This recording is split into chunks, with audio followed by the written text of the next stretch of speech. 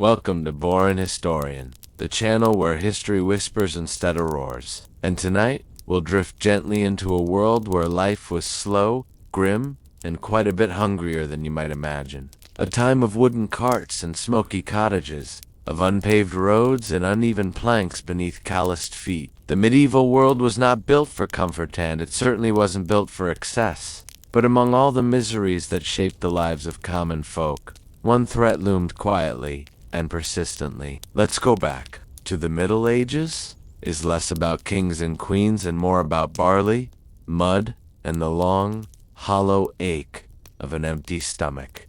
Not menacing, just dull. The rain hasn't stopped for days. You dream of bread, thick and warm, from the hearth. You wake up, chewing the edge of your blanket, not by war, not by plague, but simply by rain. Mold and mildew thrived. Grain stores spoiled. Fields meant for livestock turned to swamps. If your village didn't grow it, you didn't eat it. And if your neighbors were starving too, there was no one to trade with. The hay that should have fed cattle and sheep was waterlogged and ruined. Too much of it, a pattern of colder, wetter years, arrived across Europe. Historians now refer to this period as the beginning of the Little Ice Age, a time when winters grew longer. It will not kill quickly. It will drag people down, slowly. Not just from starvation, but from weakened immunity. From diseases that took hold in bodies too tired to fight. From despair, from cold, summers shorter, and the skies more often than not remained overcast. The ground never dried. Still tilled what land they could. Still hoped that maybe next season would be better. That maybe the rains would ease crops drowned in the soil. The oats rotted, the barley failed to ripen, and the rye bent sideways and blackened at the base. With fewer crops, there's less tax to collect. With weak livestock, there's less meat to trade. With empty barns, there's nothing to give, even if they wanted to. Rations reduced from 3 meals to 2, then to 1. Children get smaller portions.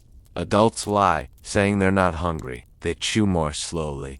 They wait longer between meals, or has it been weeks? Leaves, nettles, bark, pigeon eggs, if they're lucky. Sometimes, even clay. Just enough to fool the stomach into thinking it's full. It's hard to tell anymore. This is the history of hunger. The thatch above your head leaks slightly when the rain is heavy, and the smell of damp straw and old earth is ever present. There's no glass on the windows, only wooden shutters creaking in the wind. Everything you on your tunic, your boots, your rough wool blanket feels slightly damp. A hunger so quiet and persistent it stretched over decades. The kind that never truly left anyone alone. Tonight's story, if we can even call it that, but they didn't. And now, with winter creeping close, the stores are emptying. Some have already run out, but you are hungry. And that hunger follows you everywhere. It gnaws quietly, making you slower to move, more irritable, more tired. You feel cold more easily. Your limbs are heavy. Even your thoughts feel heavier. There's less laughter in the village. People speak in hushed tones. No one wants to admit just how little they have. Close your eyes and picture yourself in a small village, somewhere in England, or maybe northern France. The year is 1315. You live in a hut, one of dozens scattered like broken teeth along a dirt path. This year's harvest was ruined. People had hoped things would improve by late summer. You're not starving, not yet. At night, you try to sleep, but your belly groans. But this isn't unusual. It's happening across the land. You see, in the early 1300s, something changed in the weather. In 1315, the rains began in spring, and they didn't stop. The entire growing season was soaked. Seeds couldn't germinate properly. By autumn, it was clear the harvest had failed. But unlike modern times, there were no grocery stores, no food banks, no international trade systems to fill the gaps. The famine had begun, but hunger doesn't rush. It creeps. At first, people try to stretch their food. Porridge made thinner, bread baked smaller. When the stores are empty, they turn to other sources. In the villages, the poor suffer first, but even lords begin to feel the strain. And yet, this is only the beginning. The famine will stretch on through 1316 and even into 1317. in some places. In just 1 year, chroniclers estimated that 10% to 15% of the population in some areas died. Hunger kills in whispers, not screams. And yet, even in this grim time, life didn't stop. People still prayed. You've already met the rain. You've already felt the slow, creeping hunger that began to gnaw at villagers and nobles alike. But famine, like most disasters, is not merely a story of nature. It's a story of systems. And in the medieval world, those systems weren't built to bend. They broke. You see, in the early 1300s, medieval society was a fragile balance, more fragile than we often imagine. Almost everyone lived by the rhythms of the land. 90% of the population were peasants, people who grew food, raised livestock, and lived off what they could coax from the soil. Every harvest had to feed not just the farmer and his family, but the landlord above him. Barely. When times were good, when the weather cooperated, when the harvest came in, but when it didn't, the entire pyramid wobbled, and when it fell, it always crushed the poor first. And the priest, and the local officials, and sometimes even merchants, and traveling knights passing through. In theory, cities and towns could buy food from elsewhere, but when every region suffered equally, grain prices soared. In London, for example, the price of wheat nearly tripled. For the wealthy, it was frustrating. Gifts fewer, servants dismissed. For the poor, it was death, but quickly exposed deeper cracks. You owe a portion of your grain harvest to your local lord. Work slowed, but even artisans and craftsmen who didn't grow their own food depended on the countryside to eat. They were no safer in stone homes than the peasants were in mud huts. You were also required to leave part of your land fallow each year, resting it so it doesn't degrade. This year, though, the part you did plant drowned, and now your barn is nearly empty. And if none could be found, his gold was useless. There were even reports of fights between villages over access to barley fields, or bread ovens, or stolen livestock. Each took a share, often before the peasant could take his own. Murmured tales of villages where no children were born that year, entire communities that vanished, corpses buried in shallow graves, and darker rumors, whispered only at night. Others simply starved or sickened, but they didn't work in isolation. Every part of the agricultural cycle was breaking down. Beggars multiplied. The seasons still changed, even if they brought more water than warmth. Some towns began turning travelers away, fearing disease or chaos. Small bands of outlaws, already a problem in the forests, became bolder, not out of greed, but hunger. There were none. This was called the feudal system, and it worked. In 1315, the failures began with the weather. Let's say you're a tenant farmer. Still, the Lord sends his men to collect his share. The church demands tithes. The king's collectors expect taxes. What do? You give them what you have, or face punishment. When that ran out, some simply fled, left the village in the night, wandered from town to town, begging. Some peasants offered their seed grain, what little they had saved for next year's planting. Others handed over animals they relied on. But the roads weren't any safer.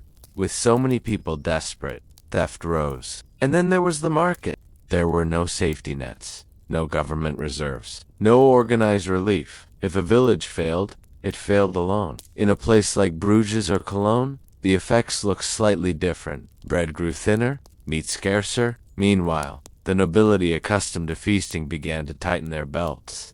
Feasts became simpler, but famine doesn't respect wealth for long. A noble with gold still needed grain. Some lords attempted charity, feeding their villages from personal stores. Others hired guards to protect what they had. The social glue that held medieval society together, faith, hierarchy, obedience, began to crack under pressure. And then came the animals. Livestock, like humans, rely on food. Cattle need hay, pigs need scraps, chickens need grain.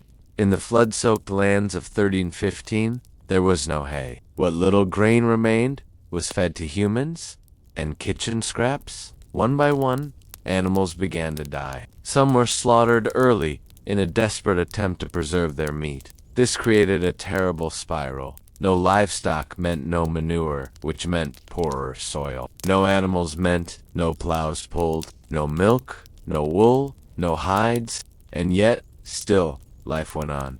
Because it had to. Church bells still rang, monasteries still prayed, but in the background, the people grew thinner, weaker, sicker. By the end of 1316, stories began to appear. Desperation was setting in. But now, we turn inward to the body, the human form, so fragile, so stubborn, and so woefully unprepared for what starvation really meant. It didn't start with death. Of course not. It started with fatigue. You'd wake in the morning if you had slept at all, and your limbs would feel heavier. Simple tasks took longer. Carrying water, splitting wood, grinding grain, all became exhausting. Your joints ached, your feet hurt more than usual, your back protested. Fat reserves vanished quickly, especially in those already lean from labor. Then, muscle begins to waste. Skin, once weathered but robust, turned dry and pale. Wounds healed slowly, coughs lingered, teeth loosened. That's because the body, sensing prolonged scarcity, starts turning inward. It breaks down its own muscle for energy. Over time, faces became gaunt. Eyes sank deeper into skulls. But it wasn't just the body that slowed. The mind followed, not with purpose, but with a kind of empty patience. In some regions, chroniclers noted people growing shorter, malnourishment in youth leading to stunted growth. Bones from burial grounds in the 1300s show signs of nutritional stress, rickets, scurvy, iron deficiency, awaiting. With no soap, no antiseptics, and weakened digestion, people couldn't resist even minor pathogens. It was sometimes called St. Anthony's fire.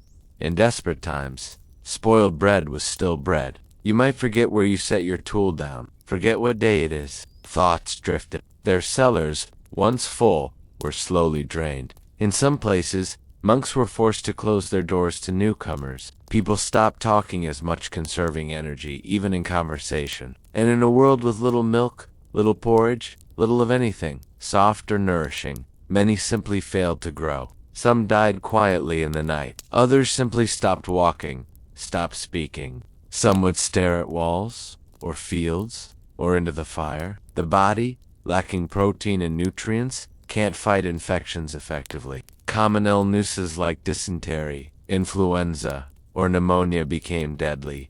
It strips away ritual, decorum, and even shame. Tree bark to shallow graves, and the silence that followed. Roots never meant for human stomachs. Boiled animal hides, insects, and in a few scattered, dark places. Worse, children were the most vulnerable.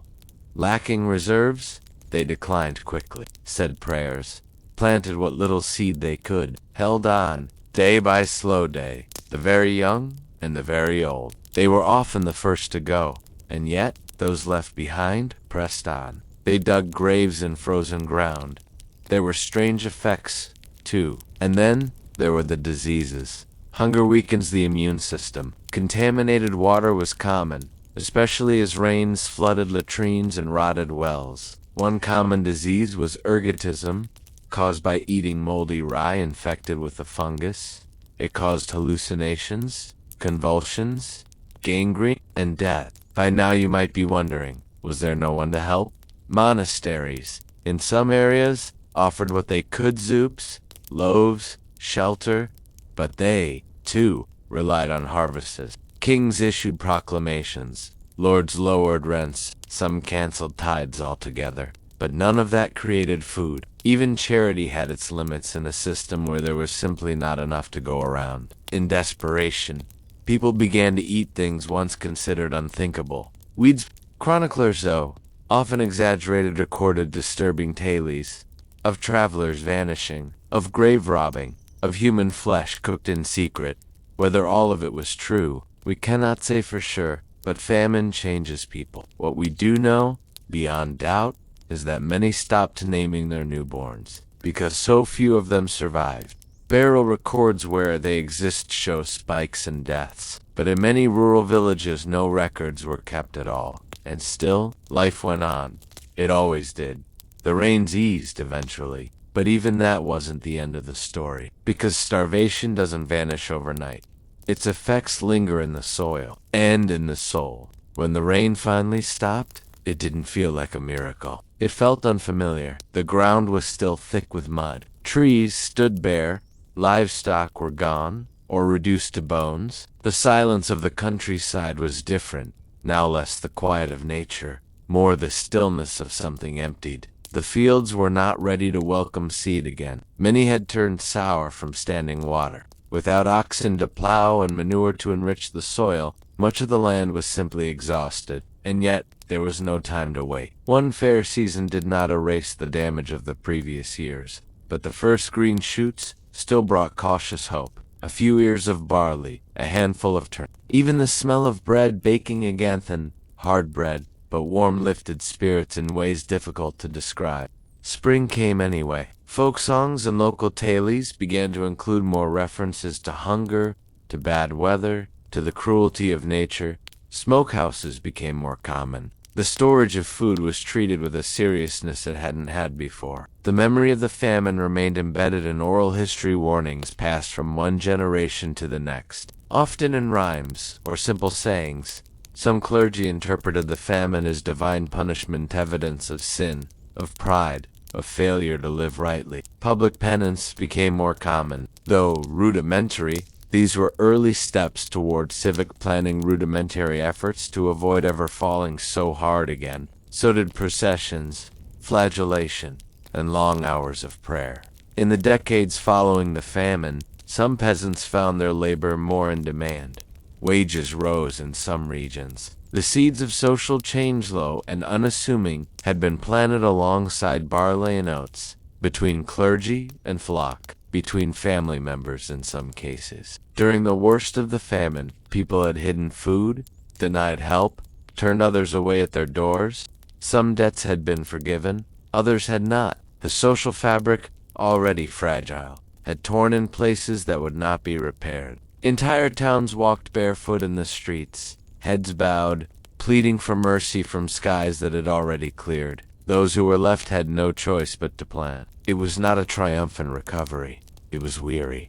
Birds returned. Trees blossomed. The sun rose earlier in spring, set later in summer. Children born after the famine would never know how quiet their villages had once been, or how long a night could feel when your belly ached and the wind crept through the cracks in your roof. Quiet, no feast to mark the end, only the return of bread, the rhythm of the scythe in the field, the soft, familiar scrape of spoons and bowls, done out of habit and necessity. In many places, villagers pooled resources. In others, the people buried there outnumbered the living. Maps changed. Roads fell into disuse. Forests crept back over old fields. Livestock herds had to be rebuilt slowly, if at all. They combined what seed they had, shared oxen for plowing. Tools were dull, baskets were patched. No one expected abundance, only survival. The soil responded slowly, but the famine had left its mark. Not everyone returned to their old homes. Entire villages had disappeared. In some cases, they were simply abandoned. Many of the survivors were changed in their very bones. Years of malnutrition during critical stages of growth stunted a generation. Children who survived the famine were often smaller, frailer. Their teeth bore lines of stress. Their bones showed signs of arrested development. Culturally, too, there was a shift. People became more cautious. Some communities diversified crops, more deliberately planting beans and peas alongside grains. Others began salting and drying food with greater care. The church responded as well, though not always with compassion. In cities, new systems began to form. Some town councils discussed grain reserves. Certain ports experimented with stockpiling, but trust was broken. Trust between peasant and lord. And yet, not all outcomes were grim. The sharp decline in population, while tragic, created rare shifts in power. Fewer workers meant higher value.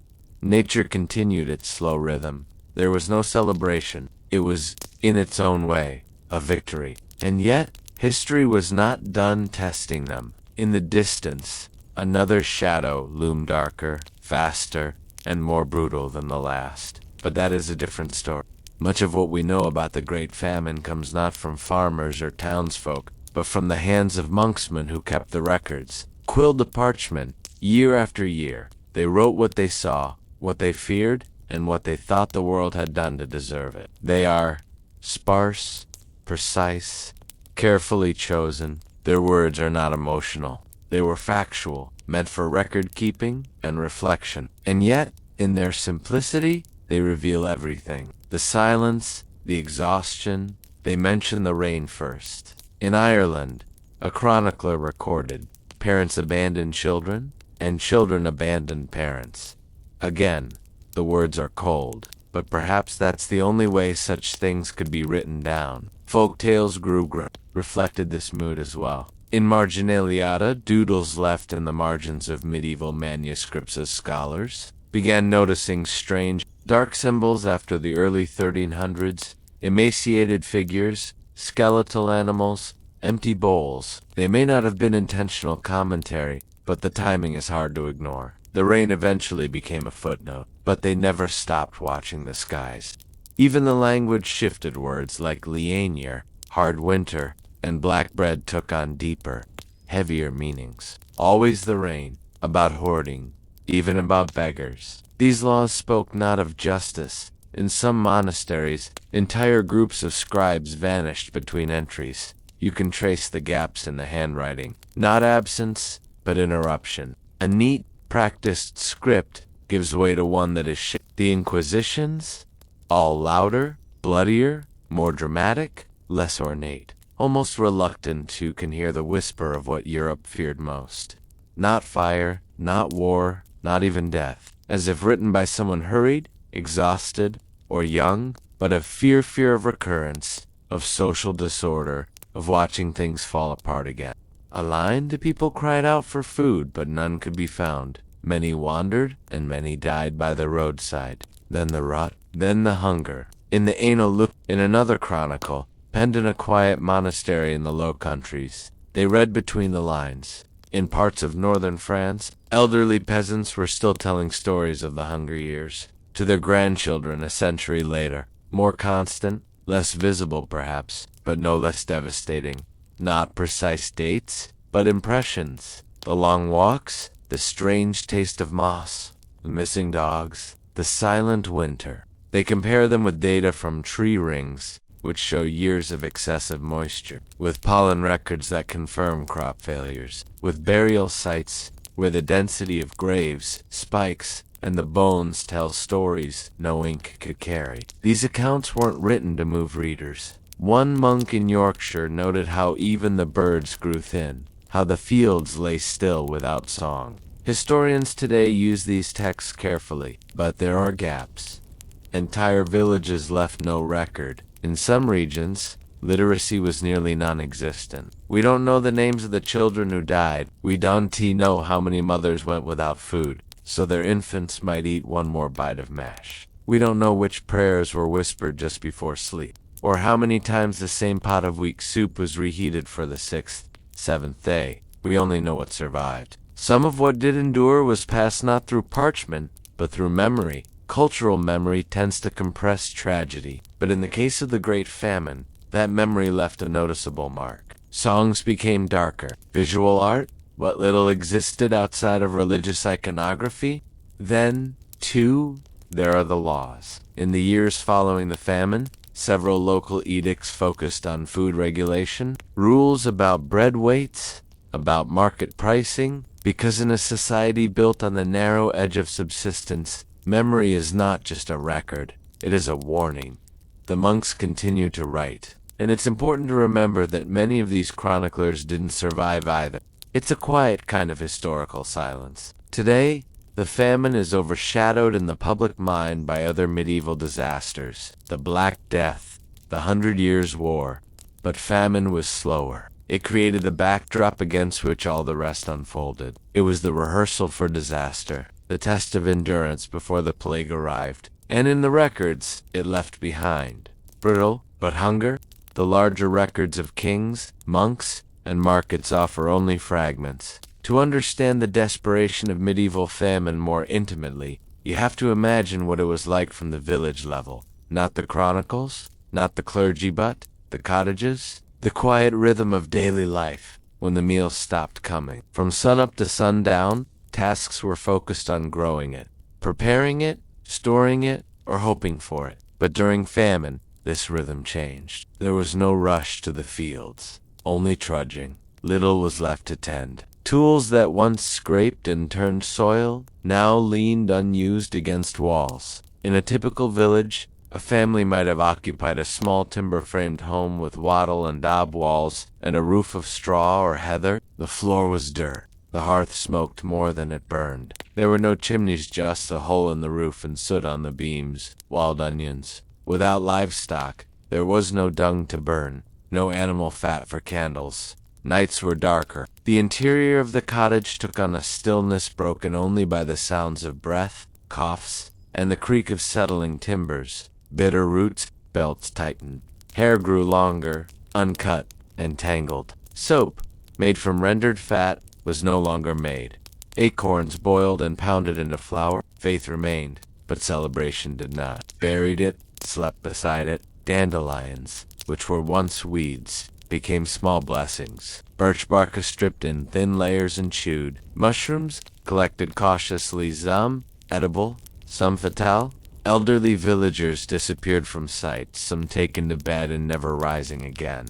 There were no doctors. The local wise woman or midwife had only herbs, and hunger outlasted herbs. And sometimes the difference was not known until too late. Life revolved around food. Those who could still stand walked the fields and scratched at the earth with tools rusted by disuse. Stories of kings who fed the poor, of saints who turned stones into bread, of years when apples grew so large you could eat one for days. There were no seeds to sow, or rather, they had been eaten months ago. A knock at the door could mean a request, or a demand, and neither could be answered easily. Mornings grew quieter. Instead of farming, the days became focused on foraging.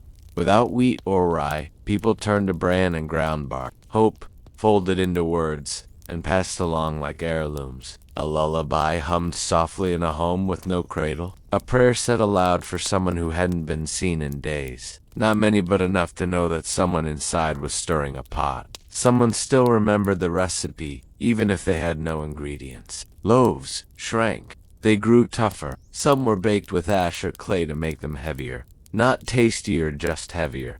Nettles, paths overgrown, names forgotten.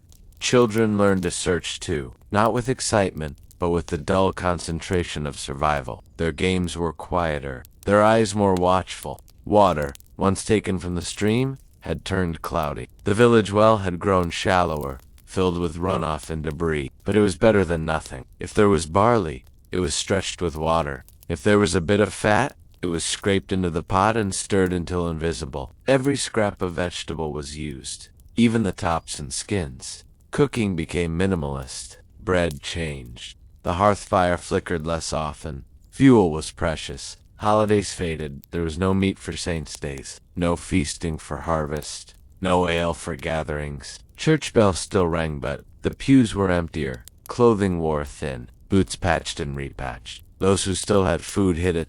People stopped visiting each other's homes. Suspicion crept in where fellowship once lived. And yet, through it all, people still told stories. Around cold hearths, children still listened to tales of the old days, when the crops were high and the oxen strong.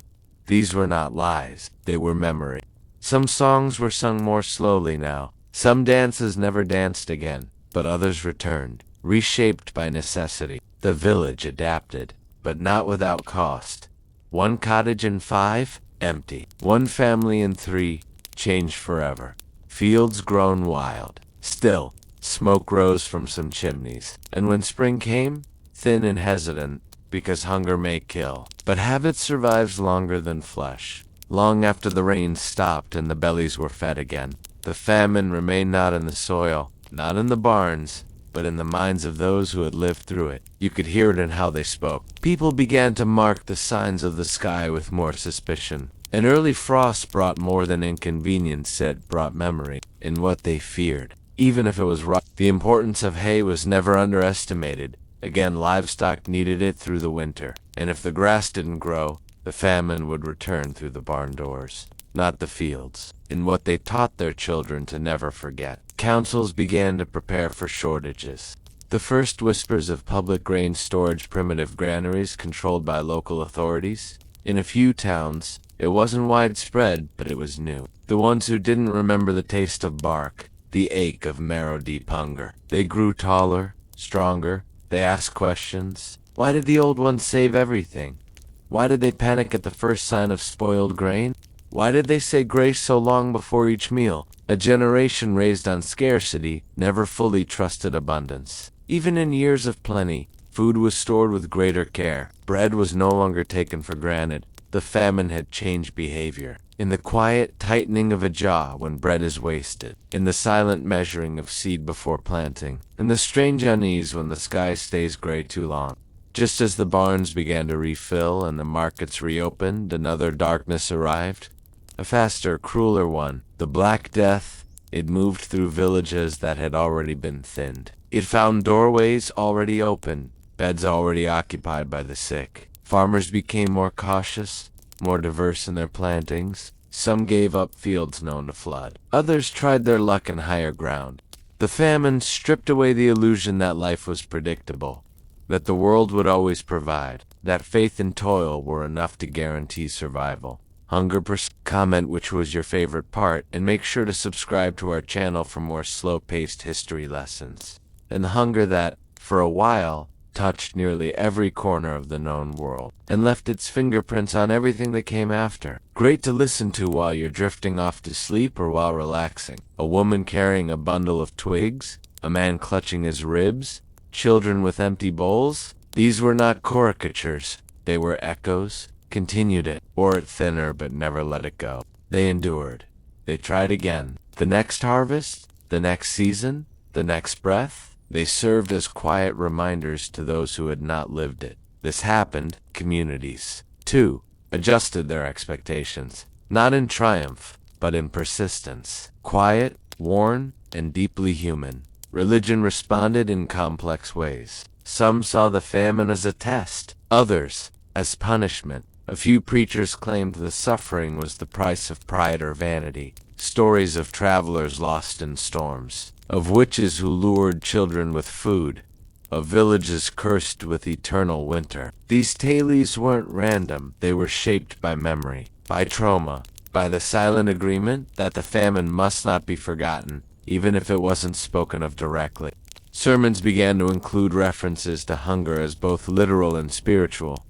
The metaphor was easy and painful. Monasteries focused more on fasting, though for many, it no longer felt symbolic. Art and literature, sparse as they were, carried traces of it forward. Woodcuts in later decades depicted skeletal figures. Folktales, too, carried warnings, and then came the children born after. They didn't understand at first, but they inherited it anyway. Because trauma isn't always passed through words. It lives in habits. And then, of course, there was what followed. Just as the land recovered, the famine had softened the population, made bodies, immune systems weaker, spirits already exhausted. When the plague came in 1347, some historians argue that the Great Famine was not just a tragedy, it was a rehearsal, a grim preparation for the chaos that would follow. It revealed how close to the edge society truly lived, and yet there's another layer to the story, because even in the midst of ruin, people adapted. They didn't rebuild society from scratch. They simply patched it. And perhaps that's the truest legacy of the medieval famine, not what was lost, but what was carried forward. It's easy now to forget how fragile it all was, how quickly it could unravel. But history remembers, and here, at Boring Historian, we try to remember too. Make sure to hit the like button. Not through heroes or battles or glory, but through the slow, silent weight of the everyday lives that shaped us. Let yourself rest now. The fields are quiet again.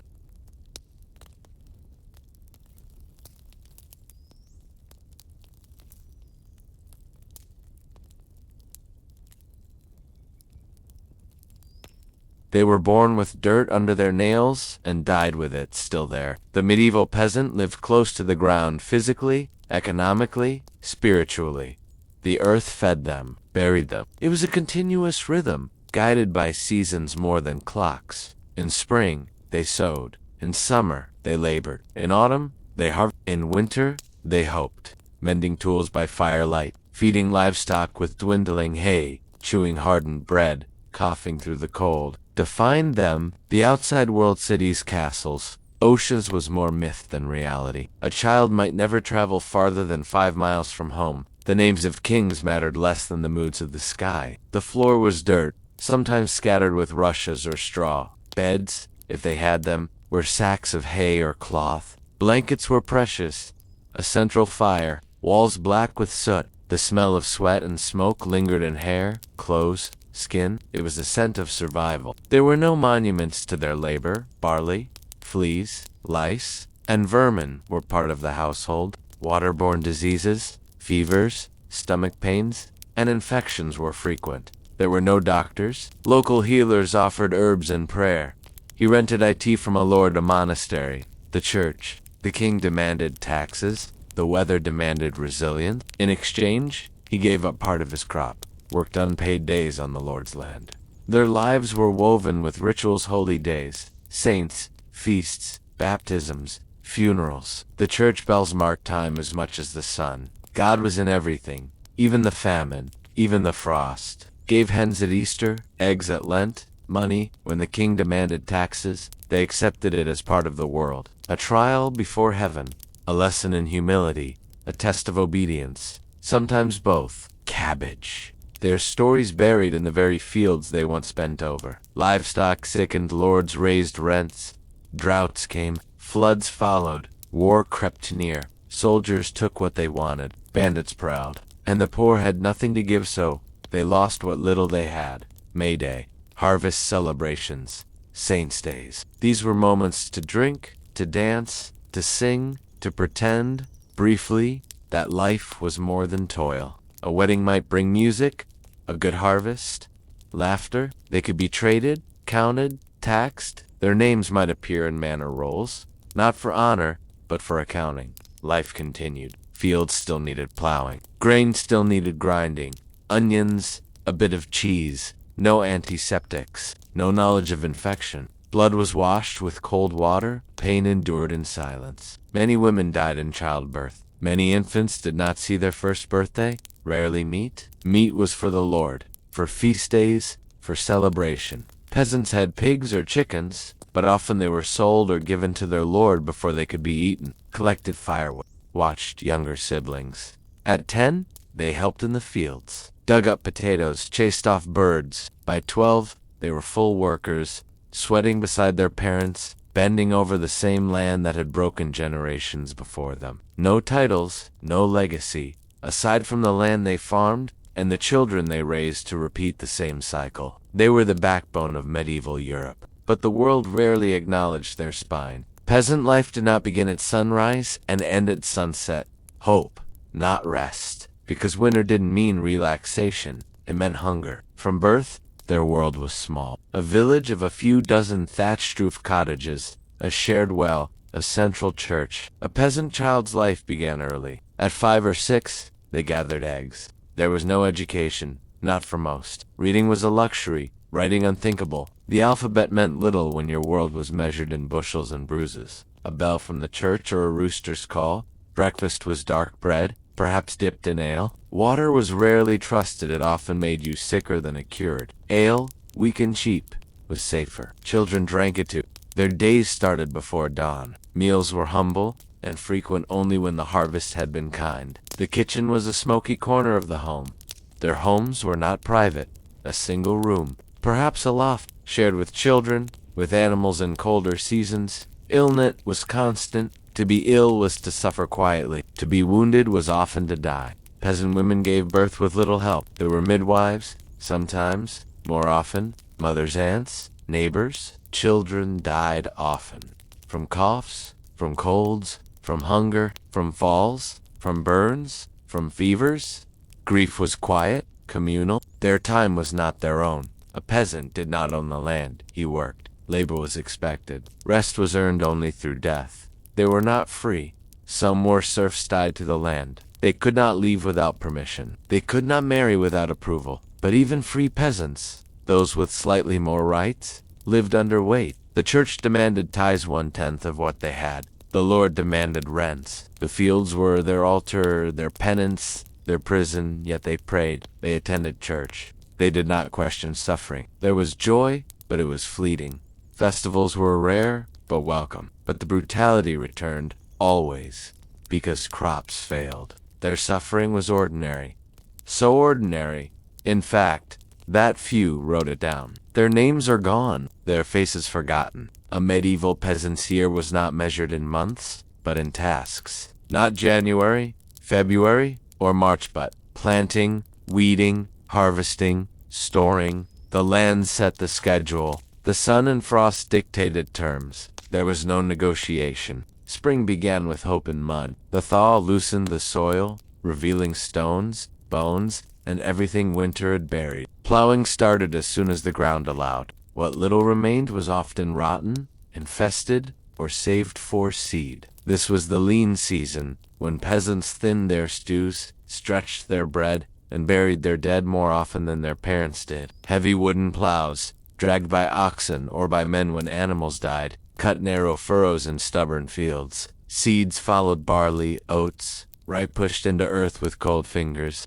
Peasants spent hours bent at the waist, pulling thistle and grass from between shoots of grain. Back pain was normal. Sores on hands, blisters, from tools used since the grandfather's time. But spring wasn't generous. It was wet, unpredictable, and hungry. The food stores from last autumn had dwindled. Children cried more often during spring. As the days grew longer, weeds followed the warmth. A single cracked pot could ruin months of labor. Summer offered sun, but not rest. Animals not needed for breeding were killed before the cold came. Holes patched with clay and straw. Doors bolted tight. The village prepared to shrink inward. Pork salted, fat rendered gruel. Some mothers pressed their fingers to cheeks at night, checking for fever, praying for warmth. Dried beans, cabbage, root vegetables, bread grown hard with time, cheese, if it hadn't molded, meat, only on feast days if at all. Intestines cleaned for sausage, bones boiled for broth. Nothing wasted. A baby that didn't cry, a woman who went to sleep with a chill and never woke again. No break, no applause. Entire families joined in. Chores shifted. More time was spent indoors, but not in comfort. Cold crept in through walls, up through floors. Blankets were thin.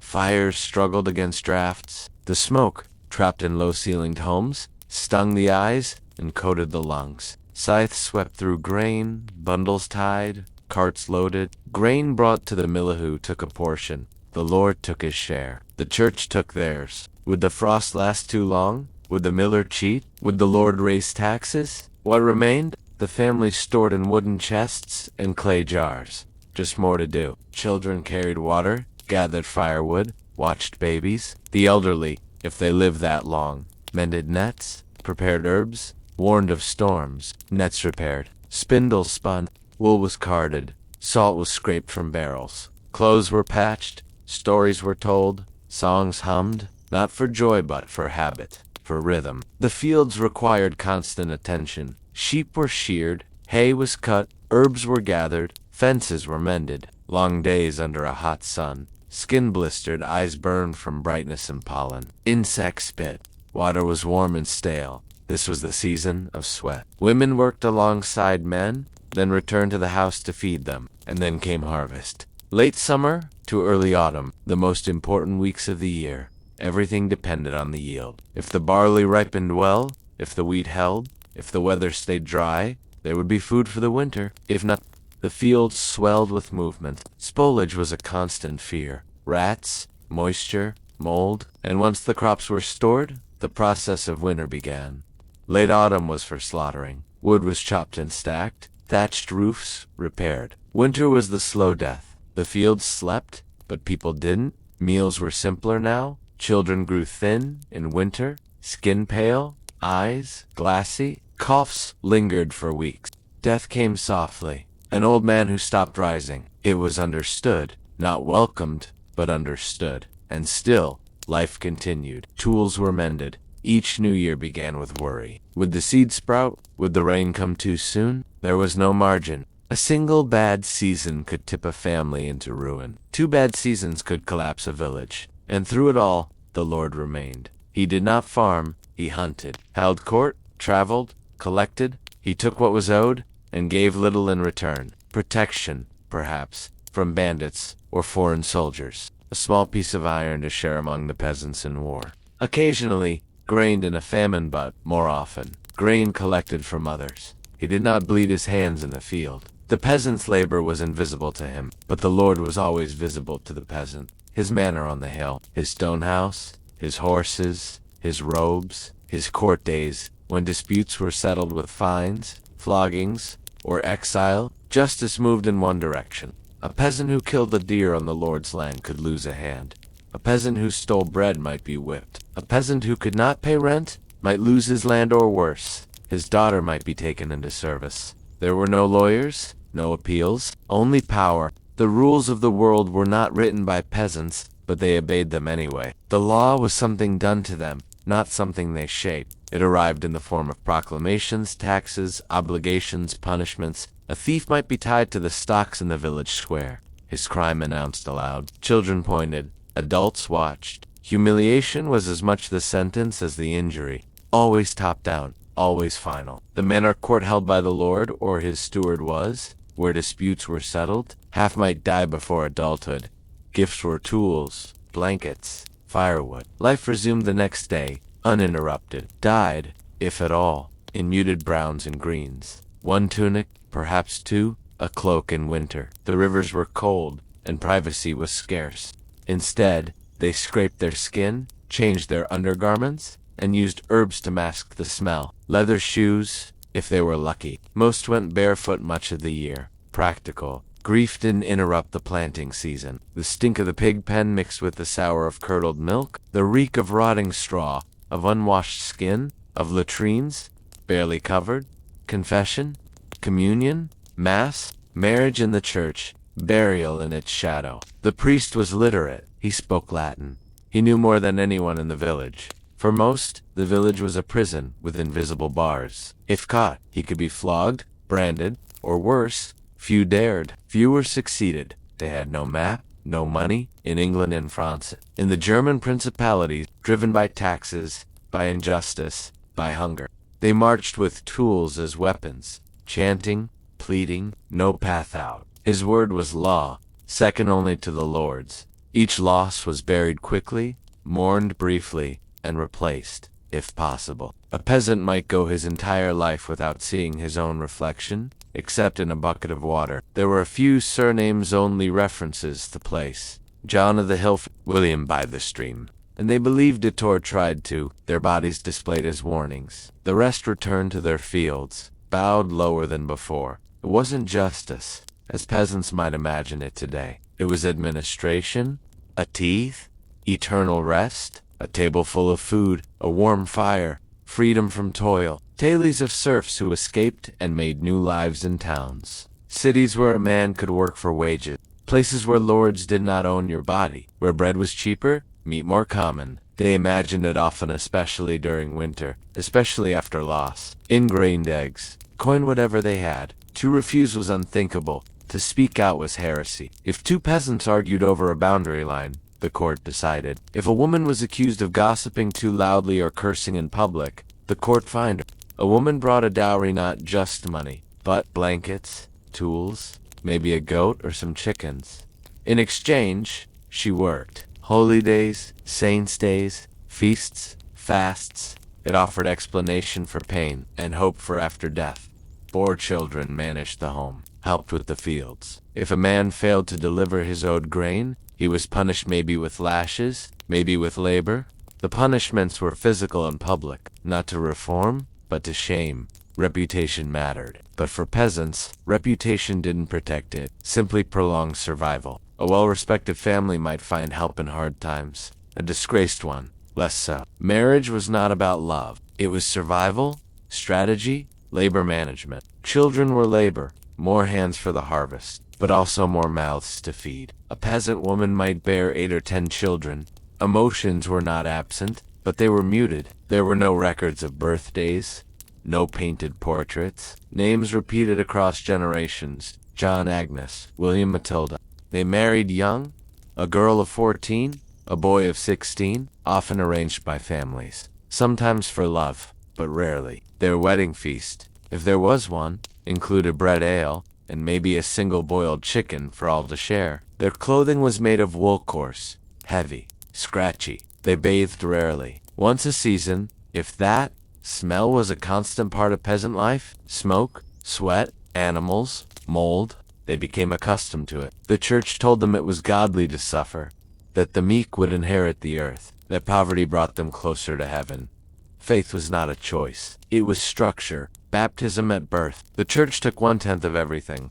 And yet, the church was not only an oppressor. It gave rhythm to the year, because for the peasant, this life was not the point. It was the test. Heaven was the reward. Some dreamed more. There were murmurs of better lands, but these were stories. If a man did leave illegally, without his Lord's blessing he became an outlaw. Even rebellion, when it came, was crushed. Peasant revolts flared from time to time. They were met with swords. The leaders were hanged, drawn, quartered. Still, they whispered, around fires, in barns, after mass. They knew the system was unfair, but knowing and changing were different things. They worked the land, but they did not control it. It was the irony that governed their lives. A peasant could till the same soil for decades, sow a reap, and never once own what he touched. The Lord held the title. It declared roles, generation after generation. The Lord gave protection. And in return the peasant gave his life not just in effort,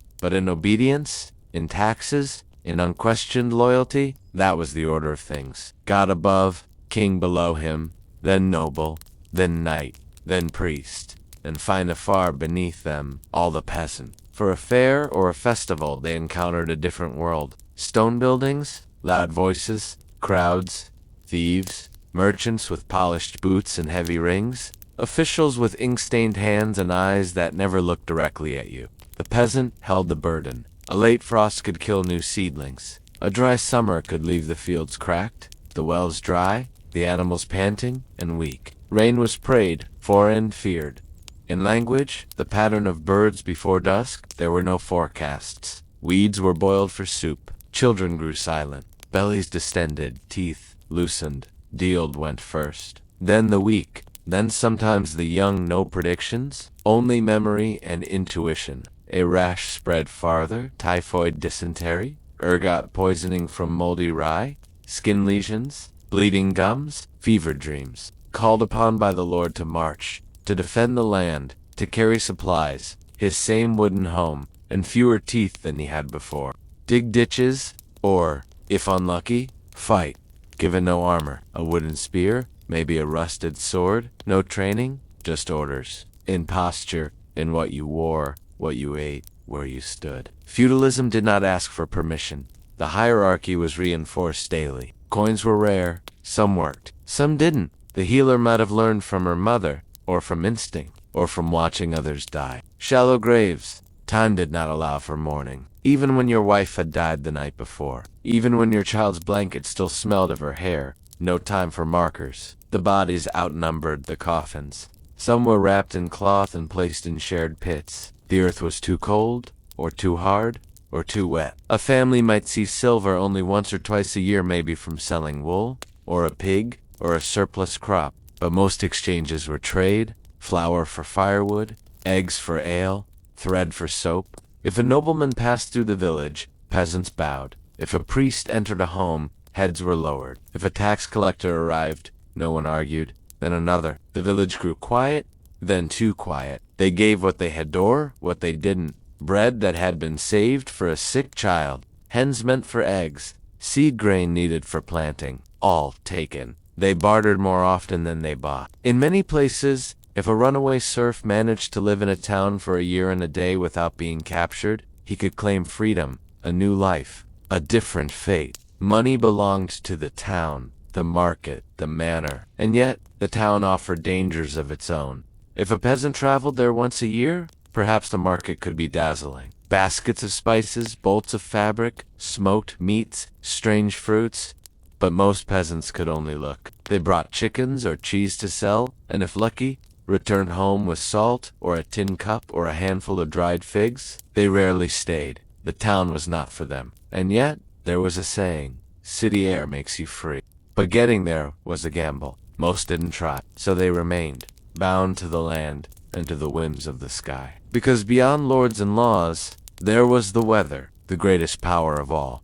A single storm could flatten a year's harvest. They watched the sky like a scripture, the shape of clouds, the way wind bent the trees. When the weather turned, it didn't ask who was noble and who was poor, but it always hurt the poor more. Famine was not uncommon. A failed crop meant months of hunger. Grain prices rose. Bread was cut thinner, and famine brought disease. Hunger weakened the body, made it susceptible. A cut festered faster, a cough turned deeper. There were no hospitals, no doctors, only prayers. Sometimes the priest came, sometimes he did not. Medicine was herbs, poultices whispered charms. When pestilence came, it didn't knock. It entered without warning. A fevered child, a sudden death, and burial was hurried. Grief was constant, but so was survival. There was always something to do. A thatched roof to patch, a pig to feed, a child to calm, a cart to fix. The world did not pause, and neither could you. Sometimes a peasant might serve in war. He fought because refusal meant death. And if he returned to his same patch of dirt. Victory didn't mean a better life. It just meant he was still alive. Not all hardship came from lords, or laws, or weather. Sometimes it came from the church, the very institution meant to offer comfort, hope, and the promise of eternal life. For the peasant, faith was not optional. Bells rang the hours. Holy days marked the calendar. If a peasant refused or delayed, there were consequences. Fines, public shaming, the threat of excommunication, which meant no confession, no communion, no burial. Death outside the church's grace was feared more than the dying itself. Priests blessed seeds before planting, animals before slaughter, babies before death. God was in the grain, in the illness, in the mud. His absence was feared more than his wrath. Some mocked in whispers. A few retreated into folk beliefs, charms against illness, superstitions about fairies in the woods, offerings buried at the edge of fields to protect crops from bad spirits. Beneath it, stubbornness, laughter, secrets, crude jokes. But it was short, fragile, always shadowed by the next burden. Teasing songs, children laughed at the audacous things. Boys wrestled in the mud. Girls played games with stones. On feast days, wine loosened tongues. You were honored but not idolized. The work never stopped. Even old men chuckled when they slipped and fell in the snow. But they still wove baskets, fed chickens, watched the younger children. Retirement did not exist. Death was the only rest. They were watched carefully, how they dressed, how they spoke, who they spoke to. A rumor of improper behavior could bring lasting shame. A married woman suspected of unfaithfulness might be cast out by her husband, sent back to her family with her children kept behind, if not from famine or plague, then from childbirth. Legends of saints, spirits, and long-dead kings. Women told stories to children to keep them calm. Men told stories to forget the cold. The sunrise over a harvested field brought a kind of peace. A loaf of bread, shared fresh from the oven, was joy. A child's first steps, the return of a traveling brother, a letter read aloud by someone literate, a song sung softly while stirring stew. If not from childbirth, then from accidents. A fall from a ladder, a fire in the thatched roof, a wound from a rusted tool. It was air. You breathed it, or you didn't survive. Suffering was a path to God. Poverty was a virtue. To be poor on earth was to be rich in heaven. These were the sermons, but the church was not a gentle presence. A blend of Christian teaching and older earthbound rituals passed down through generations. A saint's medal in one pocket, a carved talisman in the other. It was everywhere, in everything. In rhythm, in family, in repetition. A man might not know philosophy, but he knew the value of his neighbor. He knew how to read the wind. He knew the warmth of a fire built with his own hands. And yet, the burden was heavy. Tides took 1/10 of whatever you produce. Grain, honey, eggs, wool. Even in bad years, the church collected. Confession was not private. Everyone knew when you were called to the priest. Sins were whispered in corners. Gossip made them louder. Women faced more scrutiny. There were rituals that women could participate in: washing the altar cloths, preparing the bread for mass, but they were always near the sacred, never inside it. The church taught obedience. Peasants nodded, they folded their hands, they crossed themselves, but not all believed. Some doubted quietly. Faith, for the peasant, was not just catechism, it was survival magic. The church did not approve, but the church could not always see. Peasant lives were layered. On the surface, obedience, labor, suffering. There was humor, even here. Joy existed. Death remained close. There were no second chances. A broken bone might never set properly. A deep cut might fester. A toothache could lead to fatal infection. Most people died young. 40 was old, 50 was rare. If you lived long enough to become a grandparent, elders might sit more often, walk more slowly, and yet the world was not empty of beauty. Wildflowers grew along the village paths. Birds sang in spring. Snow blanketed the world in silence. Life was brutal, but not meaningless. Peasants found meaning in small things. Stories were told by hearthlight. Simple tales, passed down. Morals wrapped in riddles. The stories rarely changed, but the telling mattered, and in the silence between them, life continued. One breath, one task, one season, then another. The village was everything. A peasant could live and die within a few fields of where he was born, never seeing a city, never knowing a map. The village was a universe closed, small, but complete. There were no strangers, no privacy. Your quarrels became gossip. Your joys, brief as they were, became public. If your cow went dry, the village knew. If your daughter was seen walking with a boy after sundown, it was mentioned the next morning. There were the fields, the church, the well, the alehouse, the manor house, looming nearby. That was the world. A failed crop might be helped by shared grain if the bond was strong, but grudges also lingered. A theft, a betrayal, even a perceived insult could hang in the air for months, years. Fences were built not just to keep animals in, but to keep old wounds out. Everyone knew each other. Trust was essential. A broken tool might be mended by a neighbor. If the miller's wheel broke, the village repaired it. If the harvest came early, everyone adjusted. It meant taxes, new demands. Then another. A fever that didn't break, a darkening of skin. The signs were known. They had seen it before. Death with speed, no warning, no cure, but with things like the year the cow gave twins, the summer the apples ripened early, the spring the frost came late and ruined everything. Coins collected to fund someone else's conquest. The weight always rolled downhill. If wolves howled at night, men with torches stood watch. Days were slow, repetitive, but years passed fast. Bread left at thresholds. Bells tolled constantly. The gravedigger became the busiest man in the village. Some fled. Survivors walking slower, faces thinner. These were the events they spoke of, remembered, passed down.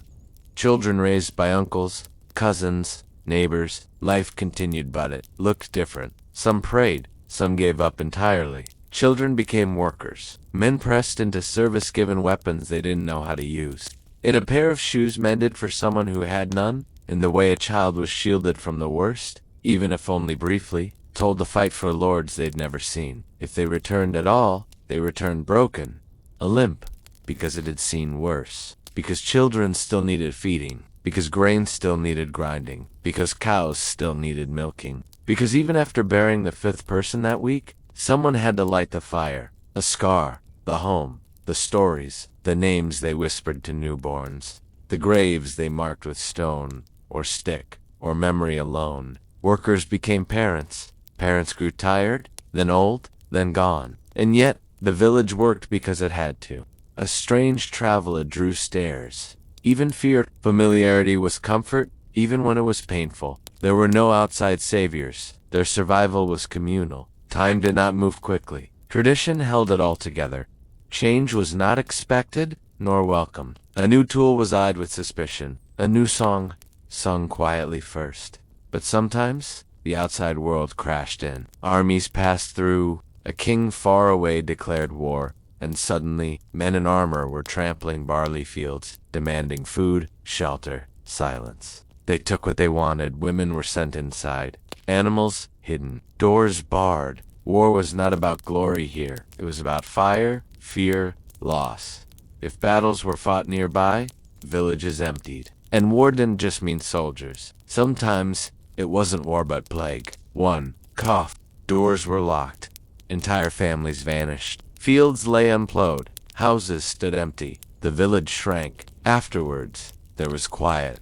Graves marked with sticks, or nothing at all. The worst of times shaped the memory of the best. A year with full grain stores became legend. A season with no illness, a blessing. A winter with meat 3 times. Their calendar was not filled with anniversaries of kings or coronations. History, for the peasant, was not politics. It was weather, harvest, hunger, loss. But even in its harshest years, the village endured. It endured because it had no other choice. They endured through habit, through stubbornness, through love that was rarely spoken, but often shown in a bowl of soup left at a neighbor's door. They had little and expected less, but they held to what they had. The land, the season, because if their names weren't written in books, they were still carried in someone's mouth. They were not remembered as individuals. No statues were built for them, no books recorded their thoughts. Their lives were too ordinary, too repetitive, too low to be considered history. Yet they made up almost everyone. The vast majority of medieval Europe lived like this, not as kings, not as knights, but as peasants, people whose daily existence was shaped by labor, obedience, and waiting for rain, for the harvest, for death. Often misspelled, often forgotten. The aching joints, the anxiety before winter, the hunger that returned in waves, the funerals without markers, the decades without choices.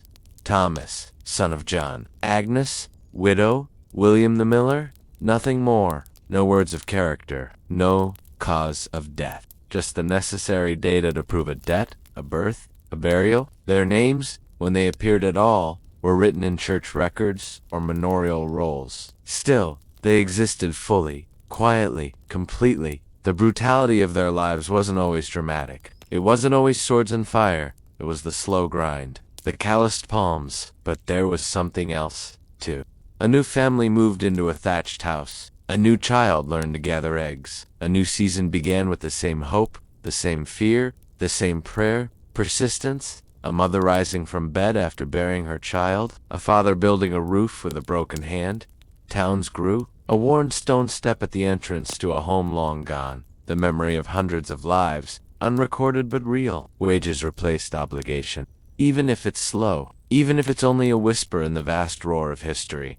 Rights were slowly won. They were shaped by the world, and still they shaped it back in small ways. Through crops planted, children raised, fires lit, fields tended, not because the lords offered them freely, but because the old system could not hold forever. A 12-year-old plowing fields because his older brother had died the year before. In the hedgerows, the village greens, the old churchyards that still sit quietly at the edge of fields, the kind that doesn't ask for credit, that doesn't know its strength because it never had the luxury of thinking otherwise. All of it passed through peasant hands, not for their endings, but for the way they continued, when they had every reason not to. Who hoped, always. Cracked, stiff, mud-streaked hands that never stopped working, their rituals and customs became the cultural backbone of Europe. Their ways of living deeply tied to land. 2 seasons, 2 superstitions shaped the rhythm of rural life for centuries. They were not heroes. They had no time to be. And yet, their labor built everything. The grain that fed armies, the wool that clothed bishops, the stone hauled for cathedrals, the taxes that funded kings. Their suffering was unseen, but their impact was not. The medieval world was built on their backs. Their fields fed the cities. Their children filled the armies. They changed slowly, but they endured constantly. Even after plague, after war, after famine, the village remained. It changed faces, but not purpose. There were no revolutions, no declarations, just continuity. In time, serfdom began to fade. Still, the legacy of medieval peasant life stretched far. Its echoes remain in language, in custom, in the shape of the countryside itself. Their presence lingers. Even in absence, you can almost see it on a foggy morning in the country. A low stone wall, a rut where a cart once passed. People who rose before the sun, who loved, wept, endured, who knew joy, even briefly, who survived, or didn't. they were not weak. They left behind no stories. So now, centuries later, we try to tell one for them, even if it's quiet. Make sure to subscribe to Boring Historian if you did not do it until now, or if you've already fallen asleep. Because sometimes, the most brutal lives are the ones most worth remembering.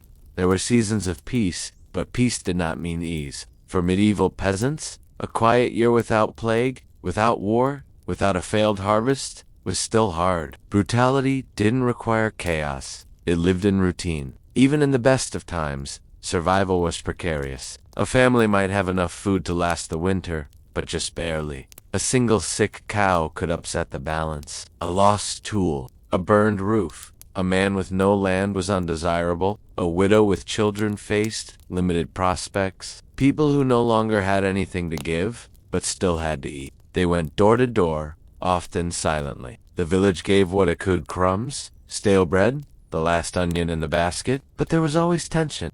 Charity in a community barely above starvation was not generous. It was cautious, fearful, reluctant. If her husband's kin didn't take her in, she might beg vagrants. A grudge spoken aloud that had somehow taken root in someone's bones. Thieves. Confessions demanded. The accused wept or remained silent. The result rarely changed her fate. A woman walked past a neighbor and was not greeted. Her offer to help churn butter was politely declined. Her name, spoken more carefully, that was enough. She became marked, and in a world this small, isolation was a sentence of its own. Madmen, they were often turned away, especially during times of scarcity or barter. They learned early what not to say, what not to do. They imitated their parents. A child who could be trusted with a task, who didn't complain, who rose early, was considered grown. They simply stopped calling you a child. They worked when told, asked few questions, listened more than they spoke. They avoided what was new.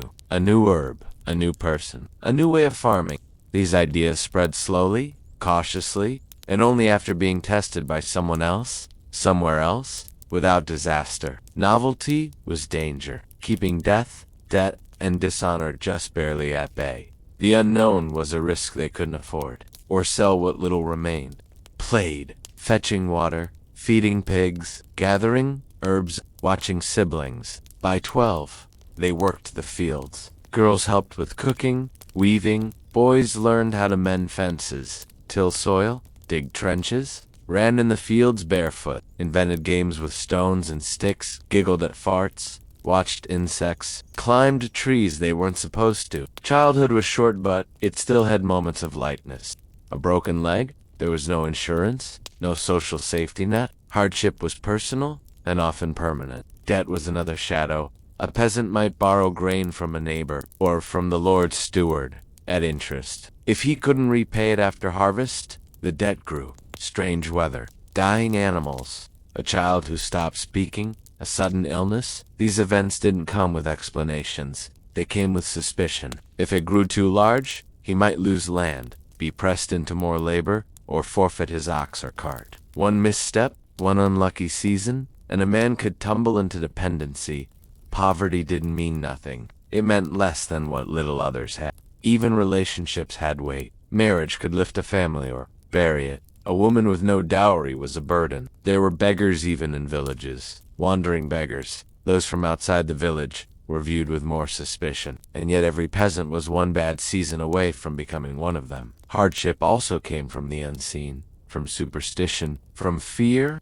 Peasants lived close to nature, but also to what they couldn't explain. Sometimes it was said to be punishment from God. Other times, darker things were blamed. A curse, a witch. Accusations didn't always lead to trials. Often, they led to quiet avoidance. In some cases, rumors became more. The parish priest might be called. She was watched, avoided, forgotten. This fear didn't just destroy lives, it shaped how peasants understood the world. They trusted what was familiar. Still, small innovations crept in. A better plow design, a different way to rotate crops, a new breed of chicken. For most, life was not about improvement, it was about stability. Holding on to what they had. Peasant children grew up in this world of watchfulness, but they also laughed. And then it was over. By age 7 or 8, most children had real jobs. Adulthood came not with a birthday, but with responsibility. They didn't mark transitions with cake or ceremony. Tools mattered more than words. A peasant might not know how to sign his name, but he knew how to sharpen a sickle, how to stack hay so it didn't mold. A scythe passed down from grandfather to father to son. They were mended again, and again blades sharpened, until too short to use, handles repaired with twine and strips of hide. How to judge the weight of a loaf of bread by holding it in one hand. His intelligence wasn't measured in ink, but in instinct, in rhythm, in the 1,000 tiny calculations made without thinking, all day long. The tools were few. An iron-tipped plow, if they could afford one. A wooden spade. A broken tool wasn't just an inconvenience. It was a threat to survival. In many places, peasants were not allowed to hunt game, even on the land they lived beside. Deer, rabbits, wild boar thieves were property of the Lord. Poaching was punishable by law. Everything happened there: cooking, washing, healing, warming, dying. Set traps. There were no matches, no lighters, darkness thick. Oil was expensive. Candles were rare. Most families went to sleep shortly after the sun, waking again at first light. Sparks were struck with stone, embers preserved in ash overnight. To lose a fire was no small thing. It meant cold, darkness, raw food, and the difficult task of borrowing flame from a neighbor. Dug pits, mushrooms, no insulation. Sounds from the animals, from neighbors, from the wind, were part of life. Privacy didn't exist. Wild herbs, bark for medicine, berries in summer, quiet in winter. It was feared and revered, a place where the sacred and dangerous lived side by side. Witches, spirits, wolves, stories told in low voices, warned children not to stray from the path. Hunted, silently, quickly. The meat was cooked in secret, the bones buried far from the house. Wattle and daub, straw and clay, thatch for roofing, packed mud for flooring. Every spring brought repairs. Every storm left a mark. They leaked. They cracked. They said. Children were taught not to speak of what they ate. A man who killed a deer in secret and was caught might lose a hand, or be whipped publicly, or imprisoned. And yet, hunger pushed many to take the risk. It stayed small, because land was limited, because tools were few, because the Lord said so. They crept into forests at dawn. Forest law was not kind. But the forest itself was sometimes a friend. It gave firewood. The village did not expand much. Houses were built from what was near, but they sheltered. Inside, there was little furniture, a table, a bench, a bed frame. A few tools hung on the wall, a storage chest, clay pots, a single cup shared between siblings, a rosary, a wooden cross, maybe an image of a saint if they were lucky. The hearth was the heart of the home. Fire had to be tended carefully. Nights were long. There were no curtains. Intimacy was quiet. Married couples shared beds with children nearby. Newborns slept close to the fire. Old men snored in corners. Everything heard, ignored, accepted.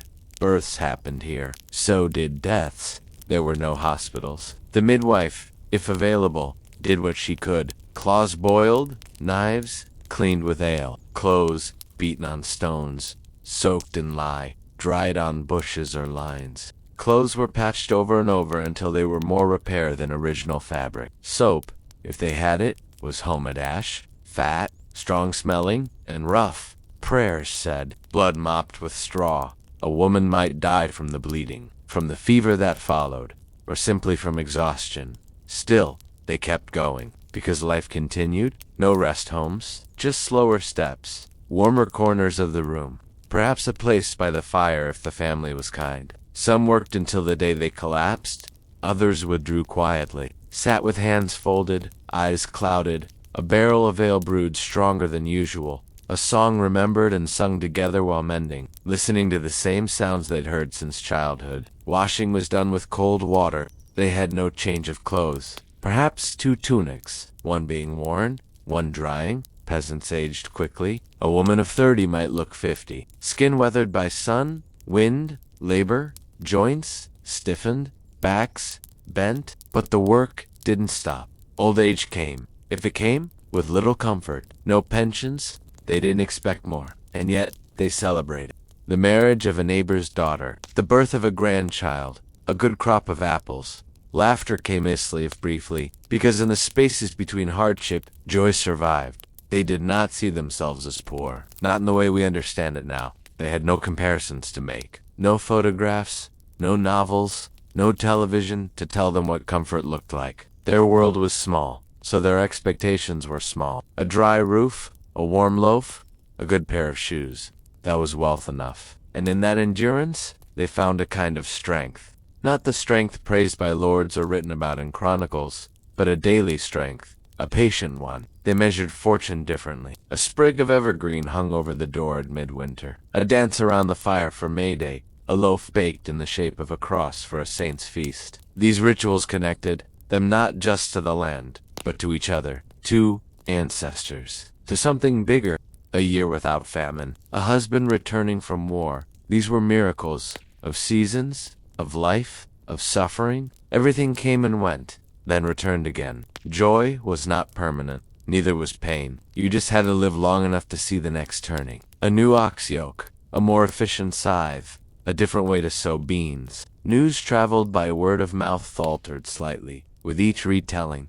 A battle won far away, a prince married, a pope died. Chance a few lines repeated again and again. It made the labor pass easier. It reminded them they were alive. Quiet ones, without fanfare, without audience. But they were marked and remembered, held tightly in the heart. A wooden box, if they could afford one. A grave dug shallow. A cross, perhaps. In the story told at dusk, that began with, "My grandfather used to say," a prayer, beneath the grass, beneath the hedgerows, in the curve of the land. The foundations of their homes are buried under centuries of dust, in repetition, in faith, in sorrow, in small joys. Soil turned in hope. Firewood stacked against the coming cold. Their bones lie beneath churchyards with no names, but they are there, a handful of soil. Then the others returned to their work. Their resilience didn't come from choice. It came from necessity. When there is no escape, you endure. There were customs to mark the passage of time. The world didn't change quickly. It creaked forward, slowly. The peasants listened, nodded, then returned to work, because none of it changed the fact that the cows needed feeding. Most were never taught to read, but they were observant. They noticed the signs of sickness before it came. They could track the seasons by the color of leaves or the cry of birds. A woman looked into the eyes of her daughter and saw her own childhood returning. A man taught his son how to tie a bundle of hay exactly the way his father had taught him. They could judge the worth of a man by how he walked through a field. They were not ignorant. They were trained by survival. Time bent strangely for them. Days were long dragged out by labor, but years passed quickly. Children grew up before you realized, and so the wheel turned. They believed in cycles, and if you didn't, then you hoped your children would. They sang songs while they worked, not always tuneful, sometimes just rhythms. And when they died, it was simple. A priest. Their memory lived on in work, not in words. In the way a field was plowed. In the way a stew was seasoned. And though their hands are long gone, the work they did shaped the world. The outlines of their fields still exist. In the end, their lives were not wasted. They were spent in effort. They were not noble, not saints, not remembered, but they endured. And sometimes, endurance is its own kind of legacy. They remind us that history is not just kings and wars. It is also bread baked every morning, children held through fevers. They remind us that even the most brutal lives have meaning, even in silence, even in shadow, even now.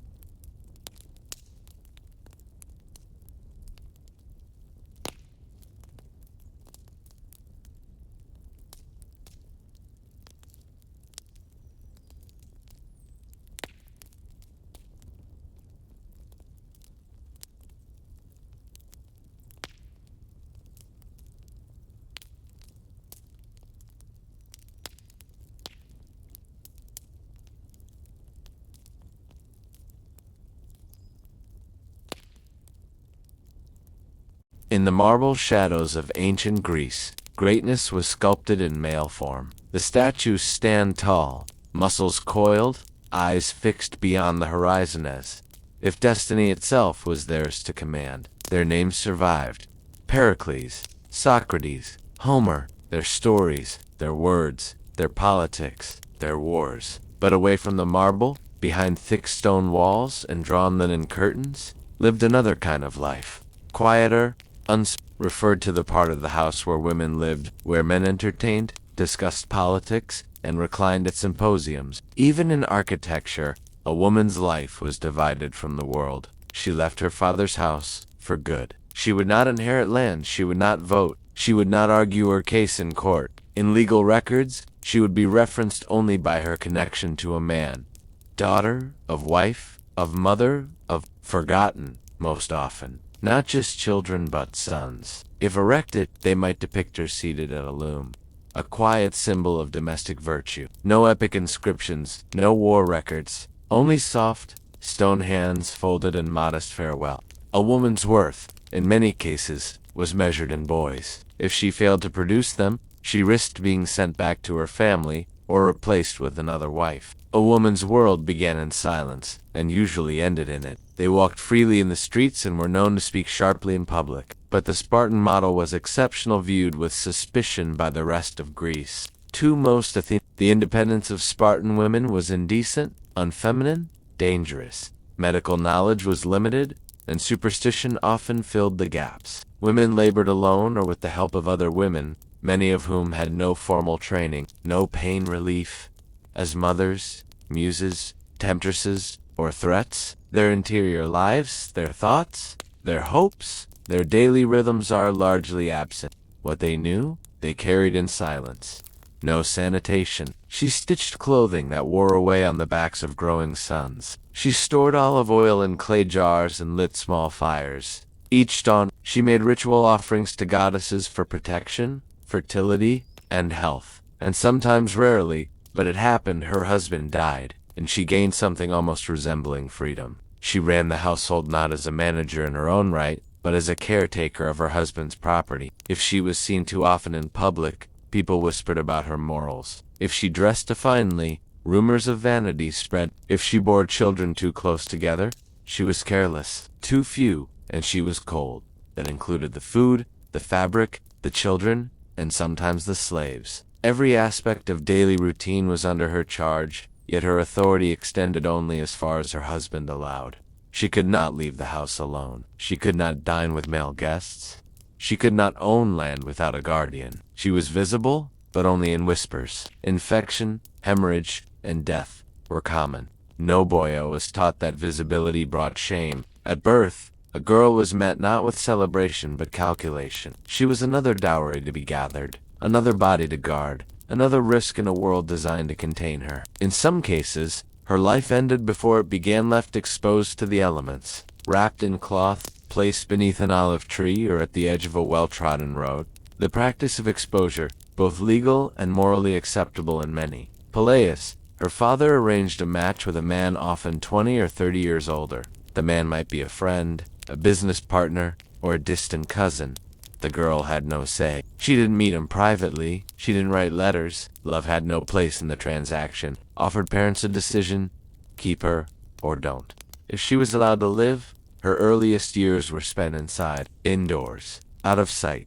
Protected, not for her benefit, but to guard family reputation. Her education was limited, often non-existent. If she learned anything beyond spinning wool or managing a hearth, it was likely through overheard conversations or the whispered instruction of an older woman. No boy was told to stay quiet.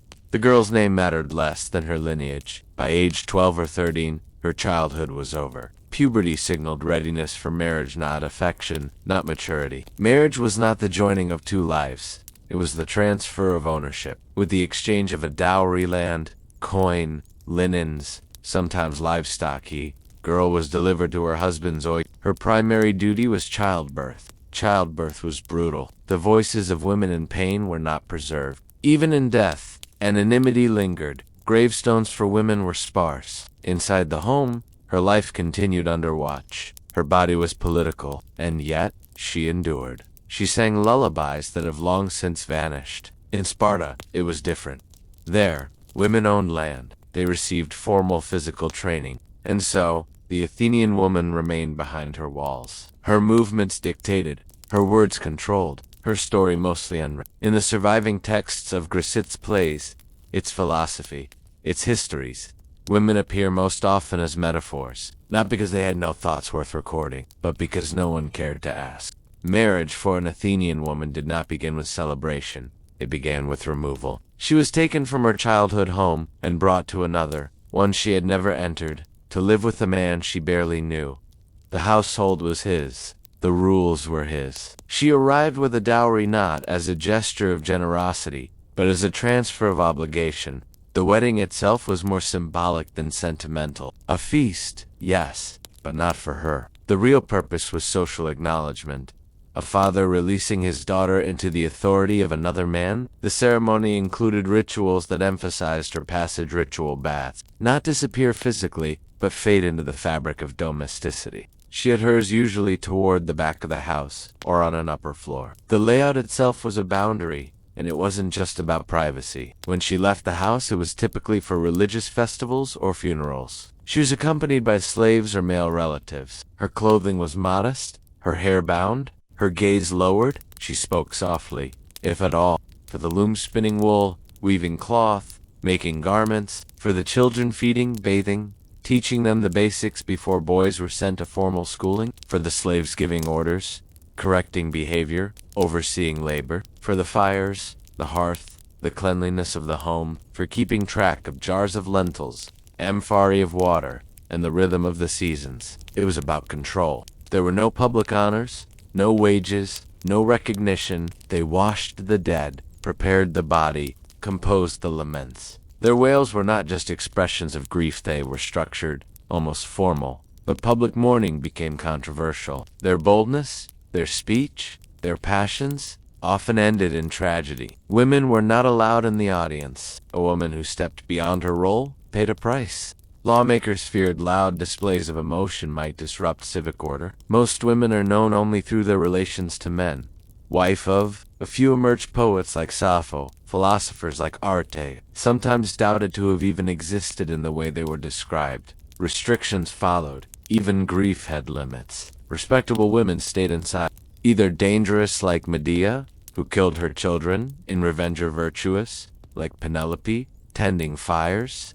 Wars began, empires rose, statues were carved. But inside the oikos, the same tasks, repeated: bread, linen, infants, silence, whispering lullabies, stitching hems in lamplight. Their voices, if preserved at all, survive only in the rhythms of domestic labor, in the curve of clay loom weights, in the wear of kitchen knives. Who waited 2 decades for her husband, weaving and unweaving a shroud to maintain her virtue. Real women, with their daily complexity, were rarely shown. Unwritten, transmitted from mother to daughter in the spinning room, in how to manage servants, in how to treat a sick child, in what herbs to boil for fever, in how to stretch grain when supplies were low, in how to speak to a husband when he came home angry, in what words to whisper to the goddess Artemis under one's breath. Those who ventured out risked the family's reputation. Her job was now to serve, obey, and reproduce. The Thesmophoria, for example, was a 3-day fertility festival dedicated to Demeter and Persephone. No men were allowed. Women camped together, exchanged ritual foods, and performed secret rites, none of which were recorded by male historians. What happened during the Thesmophoria remains largely unknown. For a few nights, their voices rose in unison. Then the festival ended, and they returned to the silence of stone corridors and wool baskets, which says more about male disinterest than about secrecy. Offerings to deities, torches, lighting the way from her home to his. At no point was she asked for her opinion. Even the word wife in Greek carried assumptions of obedience and fertility, while male terms like aner or kyrian carried connotations of dominance, ownership, and control. Once inside the oikos, she was expected to vanish from public life. An Athenian man could have a concubine, a mistress, even visit brothels without scandal. His wife was expected to accept this, provided he fulfilled his duties at home, especially fathering sons. She did not sleep beside her husband, at least not regularly. He had his quarters. Trust was not part of the equation. Fidelity was demanded of her but not returned. These double standards were deeply embedded. Adultery for a woman was not just a private betrayal. It was a legal and civic offense. If discovered, she could be cast out, shamed, or worse. In some city-states, the man who caught his wife with another could kill her lover without legal penalty. The woman, in turn, could lose her home, her dowry, her children, but if the husband strayed, there were no such consequences. His affairs were overlooked, expected. Even a woman's movements were not merely discouraged, they were monitored. Inside the home, however, her work was constant. She was responsible for the food, the grinding of grain, the baking of bread, the rationing of oil and wine. This labor was endless, but invisible. And yet, this domestic realm was not without power. It was quiet power. In certain religious ceremonies, women were essential. These were rare moments when women led. For a few days, the balance shifted. Even in mourning, women had a role. In literature, women were depicted in extremes. The playwrights of Athens, Sophocles, created powerful female characters. But these were often warnings, not models. Yet the performances were watched by men. Even their own stories were told without them present. And so, their names faded. The rest remain in shadows, carrying water. History moved around them. If a woman in ancient Greece outlived childbirth, obeyed her husband, and raised sons, her reward was not freedom. It was the rhythm of her life continued without pause. Raising a son offered the faint possibility of reflected honor if he succeeded. His name would be remembered, and hers might be mentioned in passing. The mother of a widow might gain some independence, no longer tethered to a husband's role, but that did not mean liberation. Her status was tied to whether she had male relatives to protect her. If she lacked sons, she was vulnerable. If she had no father or brother to represent her, she might be placed under the guardianship of a distant male cousin. If she had a grievance, say, over abuse or slander, she needed a male to represent her. She could not stand before a jury and plead her case. Even in situations where she was the victim, her voice was filtered through a man's legal adulthood.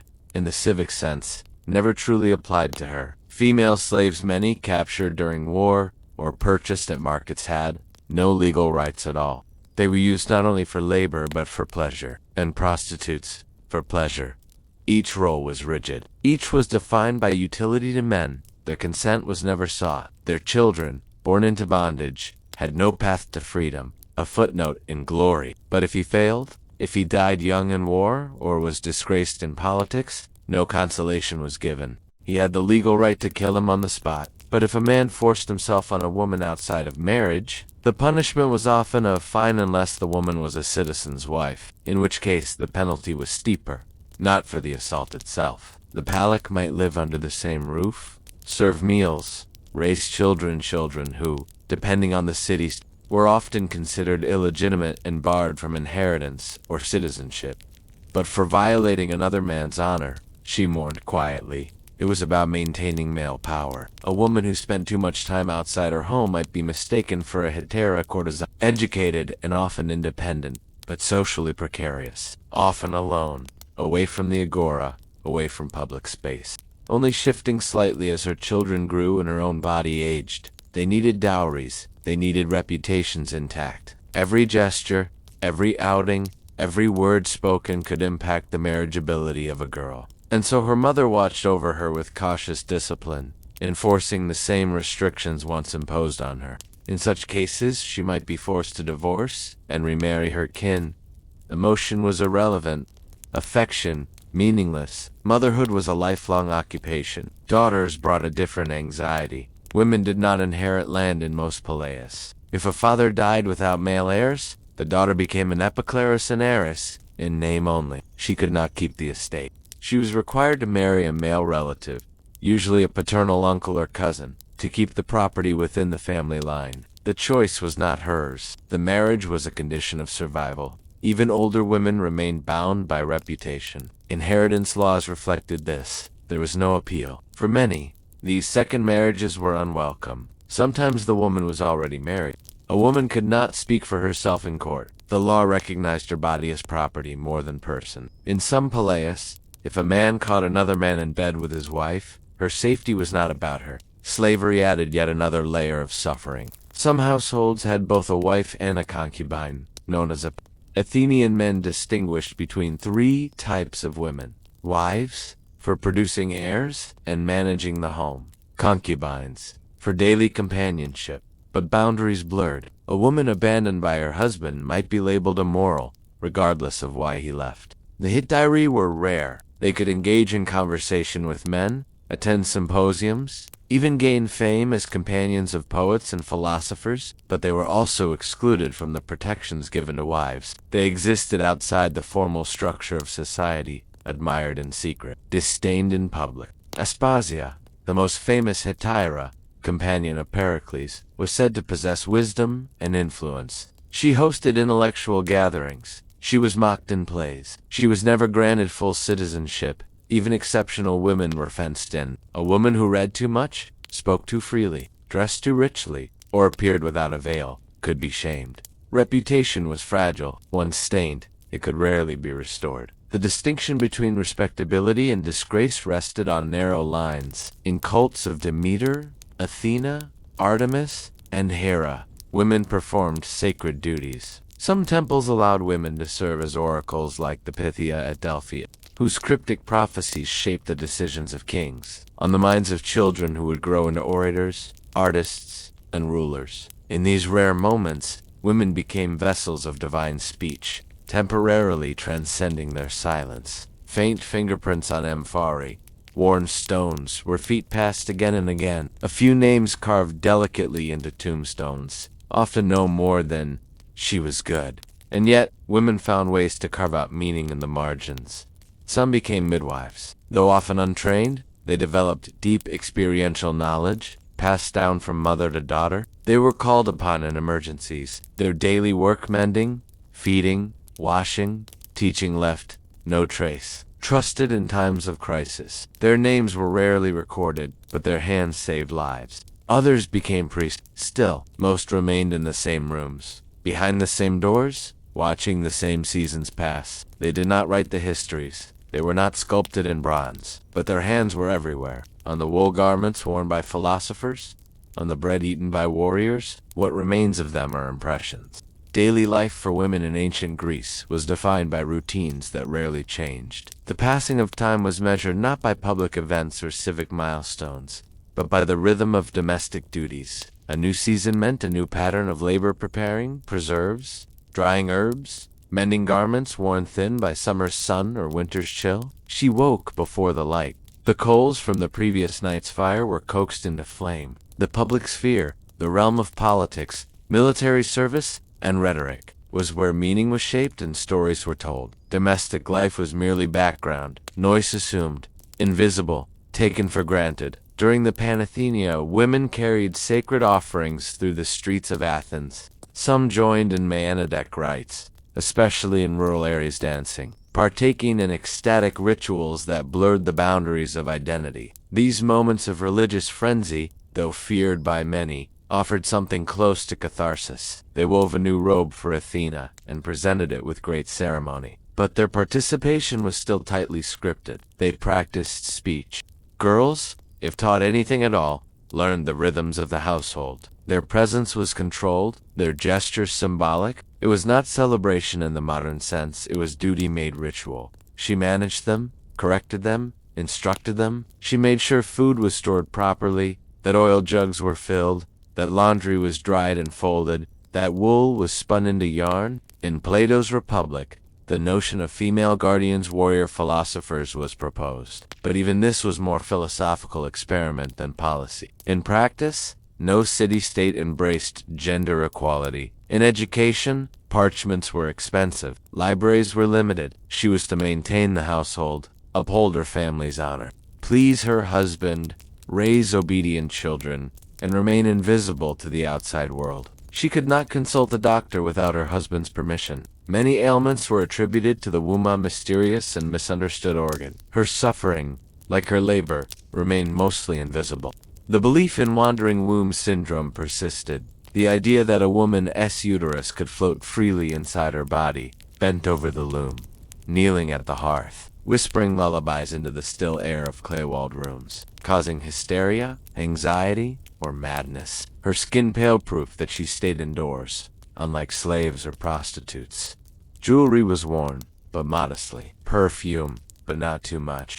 A respectable woman did not draw attention. Scribes prioritized male authors, reinforcing the belief that a woman's health and sanity depended entirely on her role as wife and mother. A glance too bold, a voice too loud, a laugh in the wrong company, all could lead to gossip, or worse. The few women whose words reached us like Safa were anomalies. And even her verse says, preserved only in fragments, were misinterpreted, censored, or doubted for centuries. A young bride was expected to understand how to manage a household, to bear children, to submit to her husband as we lull, without ever having lived independently or made a decision on her own, and that nothing was wasted. Waste could mean hunger, and hunger meant shame. Water had to be drawn, grain crushed, bread prepared. Goddesses like Demeter and Hestia were worshipped not for power or war, but for fertility, the harvest. Women's prayers were for the health of their children, the prosperity of their home, and the safe return of their husbands from war.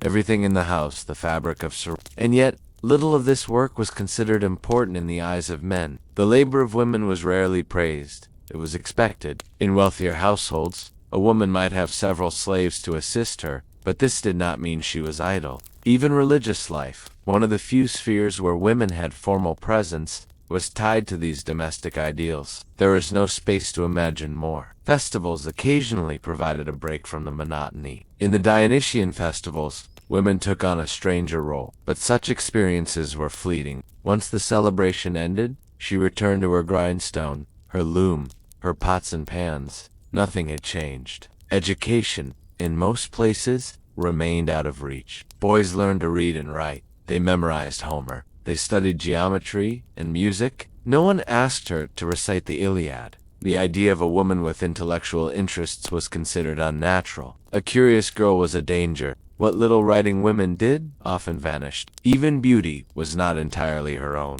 To be beautiful was to be desirable, and to be desirable was to be controlled. Her hair was expected to be hidden. If she did, she invited speculation. And yet, standards were imposed without instruction, no training, no guidance, just expectations. She was told to be chaste, but also fertile, submissive, but capable, silent, but efficient. If she failed in any of these, the fault was hers. Illness was a private matter. The prescribed cure was marriage and frequent intercourse again. Her body was not hers to diagnose. Her emotions were not hers to explain. And so her life continued, mostly in silence.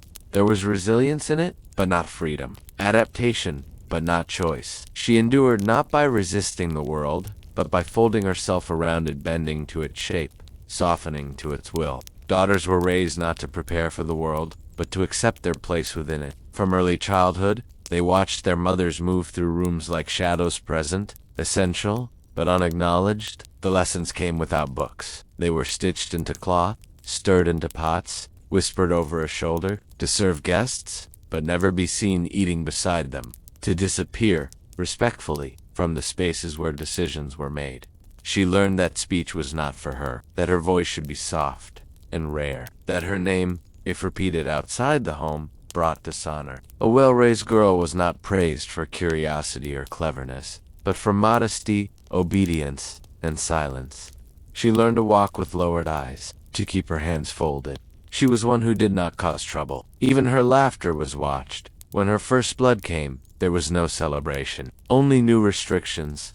Her body was now marked ready for marriage, and with that readiness came fear. A few may have turned to sex work, whether by choice or necessity, becoming part of a class of women both scorned and relied upon. Others were not. There were no laws against marital violence. When they were, the praise was passive. Faithful wife, good mother, modest and quiet. On red figure pottery, women are shown indoors, spinning, weaving, nursing children. Men are shown on horseback, in armor, at the symposium. Even in art, the world was divided. Their virtues were always in relation to others, never their own. A husband had complete authority over his wife, her labor, and her body. Their opinions, while not equal to men's, were heard more freely. They owned land. They managed estates while their husbands were at war. Spartan men spent much of their lives in military camps. Women's authority filled the vacuum. These were tools, subtle and informal. Their strength lay in their constancy. Power, when it came, was incidental, never the goal. They were known for speaking boldly, even sharply. Spartan girls were raised to be strong physically, mentally. But over time, their public grief was regularly viewed as dangerous, too raw, too disruptive. Laws were passed to limit their expressions. Funerals became quieter. Tears became suspect. It was a stark contrast to Athens, and many outsiders found it scandalous. In repetition, in resilience, if he chose to strike her, there was no legal recourse. If he locked her away, no one intervened. If he ignored her entirely, she was left to grieve her loneliness in silence. An older widow might stay, managing the household in her son's name, but always under someone's authority. Full independence, even in old age, was rare, of shame. How to soothe a fever with crushed herbs. How to knead bread in a drought, stretch stew when grain ran low, clean without soap. Of suspicion, of getting it wrong, there was no room for error. A misstep could ruin her chances. A single rumor could change everything. Marriage, once arranged, offered no assurance of kindness. Some husbands were gentle. Love was not required. Companionship, optional. Affection might bloom through time, through familiarity, but it was not expected. A good wife was not one who was loved, and if her husband died, her fate depended on circumstance. A young widow with no sons might be sent back to her father's house, her dowry reclaimed, her presence an inconvenience. Widows without support often faced poverty. Without property rights, they relied on relatives. Some became midwives. Others sold textiles or took in laundry. Outside the home, statues honored gods, heroes, and athletes. Inscriptions praised generals and statesmen. Women were seldom art reinforced these ideals. But not all stories were confined to shadows. In Sparta, women trained in athletics. They raced, wrestled, and sang in choruses. They were not cloistered. Yet this relative freedom was not rooted in feminism. It was practical. Elsewhere, women had influence, but always in private. A mother's advice, a wife's persuasion, a grandmother's memory. Generations of women carried traditions forward through hands, not words. They taught survival. How to mend when cloth was scarce. These were not trivial skills. They were the architecture of daily life. And while men debated ethics and crafted laws, it was women who held the house together through sickness, scarcity, grief. They lit the fires. They buried the dead. Even mourning was gendered. Women were responsible for preparing bodies, composing laments, leading processions. The fear was always the same, that a woman's presence, too visible, might disturb the order of things. And so they returned to the home, to the courtyard, to the spinning room. But history leaves traces in the quietest corners. A spindle whirl, a broken hairpin, a worn sandal-sole. Each one whispers of a life lived in routine. Power, for most women in ancient Greece, was something they observed but did not wield. They watched as their sons were taught rhetoric, as their husbands sat in councils, as men debated the laws that would govern their lives. They did not vote, could not serve in public office, and were excluded from assembly. Even their presence in courtrooms was limited to being witnesses, never full participants. Their thoughts about the world, if they had them, remained behind closed doors. But even behind those doors, influence could move quietly. Their thoughts never reached parchment. Their daily actions were repetitions of the same few tasks: spinning, sweeping, kneading, fetching water, tending children, smoothing linens, folding garments, placing olives in bowls. The wife of a powerful man might advise him in private. For rain in the dry season, sun in the wet, light candles, tie a ribbon. If her daughter died in childbirth, she buried her. If her son failed to return from sea, she waited, and then eventually stopped waiting. No songs, just silence. A silence filled with absence. Kneel, in silence. Her faith was physical, built into movement, gesture, repetition. It lived in the same hands that swept the floor.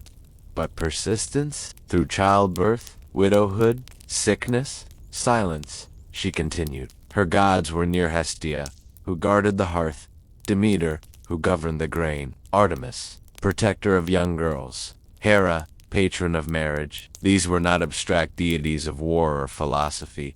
They were practical gods, intimate, domestic, powerful in their own quiet realm. She might suggest a course of action, gently. Over dinner, a mother might shape her son's character in childhood, teaching him kindness, or resilience, or cunning.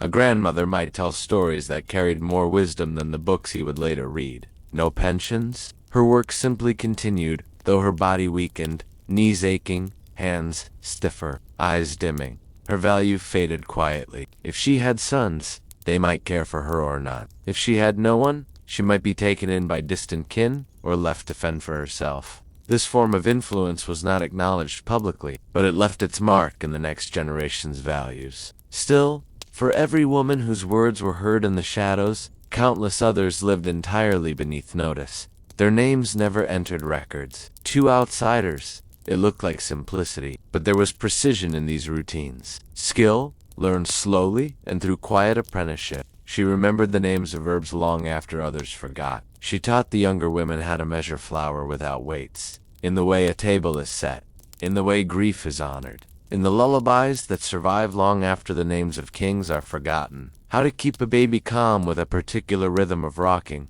how to stretch a meal with only a few olives and a bit of stale bread, the right amount of salt and brine, the best time to gather figs, how to keep oil from going rancid, which firewood burned hottest longest, which herbs soothed, which pain. The home was her domain, not by choice, but by confinement. And within that space, she became an expert not through schooling, but necessity. Her relationship to the divine was shaped by this as well. She prayed not for conquest or justice, but for health, for safe childbirth. At the temple, she might bring offerings of cakes or fruit, but piety did not spare her suffering. If her husband died in war, she mourned. There was no protection from grief. And unlike men, who might find fame in death, her losses were her own. There were no public monuments. Even in old age, she was not free.